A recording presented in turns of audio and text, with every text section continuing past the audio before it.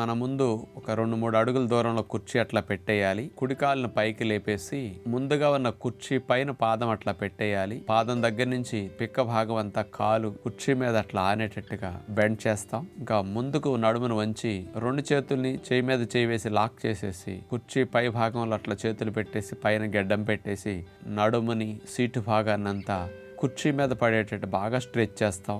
వెనక చాపిన ఎడమ కాలు మాత్రం మోకాల దగ్గర బెండ్ అవ్వకుండా అట్లా స్ట్రైట్గా ఉండేటట్టు పెట్టి స్ట్రెచ్ చేస్తేనే సయాటిక్ నర్వ్ బాగా రిలాక్స్ అవుతుంది, సాగదీయబడుతుంది. ఆ స్టిఫ్నెస్ తగ్గి పెయిన్ బాగా తగ్గుతుంది అనమాట. ఈసారి ఎడమ కాల్ని కుడి తోడ మీద అట్లా పెట్టేసి 2 చేతులు పైకి లేపేస్తాం. గాలి వదిలేస్తూ నడుమును ముందుకు వంచి చేతులు నేలకానేటట్టు అట్లా బెండ్ అవ్వాలి. అదే విధంగా హోల్డ్ చేసి కదలకుండా అదే భంగిమలో 6 నిమిషం సేపు అట్లాగే ఉండగలిగితే స్ట్రెచ్చింగ్ బాగా జరుగుతుంది అనమాట. ఉండగలిగినంత సేపు అట్లా ఉండి మెల్లగా గాలి పీల్చుకుంటూ తీసేస్తాం.